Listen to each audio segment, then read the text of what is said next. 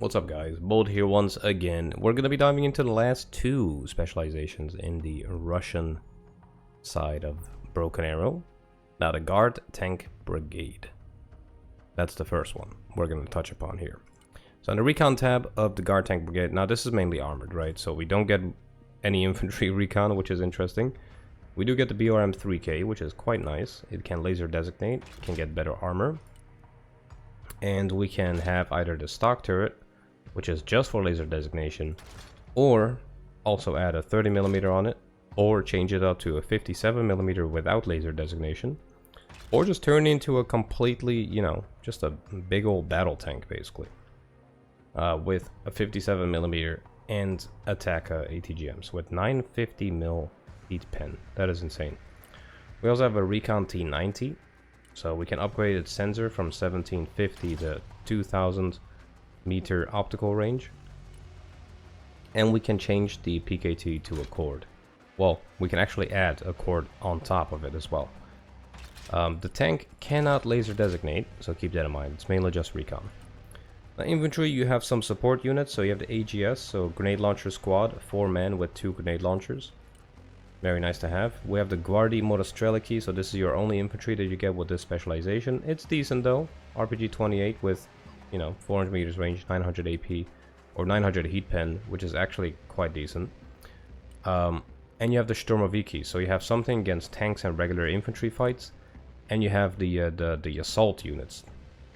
These guys are quite nuts as well. So you have flashbangs, underbarrel grenade launcher, and a lot of assault rifles in this squad. You cannot customize this one though. And then, last but not least, you have Verba squads. So 4 men with 1 surface-to-air missile launcher. Okay. Now in the vehicle tab, this is where it gets interesting. So we have the B-10 Kurganets. This is a transport vehicle. It's an 8-seater. It can be given APS, so 4 APS.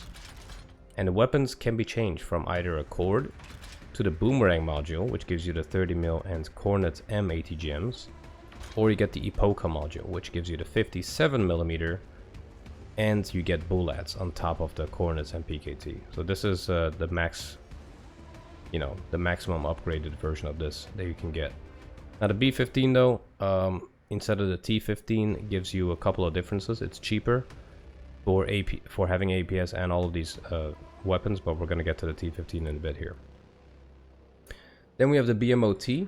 The BMOT can get better engines to make it faster, and the armor can be upgraded for a total of 15 points. And you have an 8-seater that has survivability. I mean, look at that armor. That is actually quite nuts. Now the BMPT Terminator is an all-time favorite of mine. We can give it better armor, making it absolutely insane. And you can give it 2 AGS 17s on top of the autocannon, twin 30mm, on top of a PKT, and Attaca ATGMs. You get 4 of these with 950mm heat pen. Now the only thing you don't get is APS, so you kind of want to combine it with, for example, B15s next to it.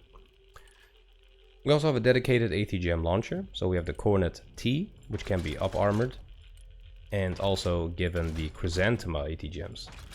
So we have the Cornet T, which does 1000 and 150 heat pen, or the Chrysanthema, which does 150 heat pen more respectively, and you get better range, so 100 meters more range. And they are faster, I believe, as well. So this is 330 speed, whereas this is 200. So that's a big difference. So the T14 Armada, this is the heaviest tank you can get pretty much in on the Russian side.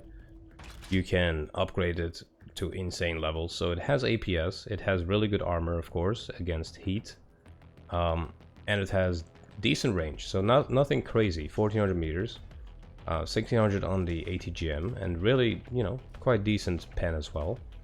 But it's mainly just a, you know, it's just a really heavy tank, very armored. Now the T15, as I was saying, is absolutely insane. It does cost a lot, 300 points. The main difference with the B15 is that you get more armor, much more armor. It's basically a T15 chassis at this point. You do have APS, you have Attaca ATGMs, so really fast ones, and you have the 57mm. Or you get the Boomerang module, which makes it 75 points cheaper while still having APS. You change it, you downgrade your ATGM and you downgrade your autocannon. So keep that in mind. Honestly though, but this is perfectly fine. Now TADU, so you do have some medium tanks. Look at the size difference. Yeah, TADU is quite nice. You can upgrade it. So already it has decent armor, but you can upgrade it in many ways. So this gives you better frontal protection. This gives you just APS. Or you can get the UA, which gives you better front armor and ECM instead. Then we have the T90, can also be upgraded with better front armor. Already has ECM, which is really nice. And then we have the T90M, which can be given some ERA for the sides, Arena APS, so an active protection system, or both. And the weapon, you can give a Cord HMG. So not much customizability of the tank cannon itself, but you can give it better armor and like better secondary weapons. Support tab, we have the Mustas, really good artillery piece, which can be improved by giving it some laser guided rounds as well for 30 points.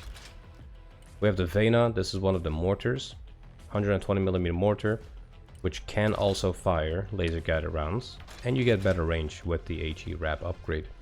The Koalitia, very, very long range in comparison with the Vena, of course, can also be adjusted in terms of different types of ammunition. But right now we have high explosives at 4200, which you can change into cluster, or you get the extended range version, which gives you 300 meters more range, and you get laser designation on this thing. Now the Derevitsia is a really good vehicle, 57mm, great against helicopters. It's non-radar, it is going to clap helicopters and vehicles alike. But if you get the Sosna missiles, you have an actual you have a SAM launcher. Now it cannot intercept cruise missiles, but this thing is going to destroy helicopters. Now this is a work in progress, but we do have a truck here with 10,000 carry capacity. And then we move on to our anti-air, the S300, the beast. Look at this thing. You can either have 4 Gladiator missiles, which can multi-target, so you can fire at 2 targets at the same time at 4 kilometers range. Or you get the Giant missiles, which increases your range by 500 meters. But yeah, you got the downside of having only 2 missiles.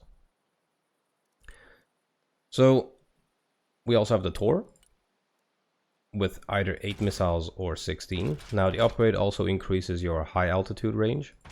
But other than that, you can also multi-target. So you can fire at 4 different targets, which is really cool for double the missiles as well. And for 200 points, that is actually not that bad.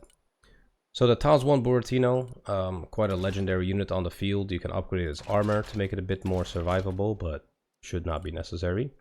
And instead of a TAS-1, you can get the TAS-1A, which increases your range and your dispersion a little bit. In terms of damage, it doesn't do that much more, it seems. Nope, damage and blast radius is the same, just the dispersion is a bit increased, but your range gets a big buff. Now helicopters, there are none, and aircraft, there are none either in that case. So it's a very, yeah, of course, vehicles, support, that is all that this deck has in store for you, and some infantry and recon. But if you want to use this in combination with aircraft or helicopters, you might want to have a look at specializations that actually have those. So you either go VDV or you go something like mechanized or motorized to have something there. But yeah, that is really it for the coastal or the armored. We're gonna look at the VDV next, so stay tuned.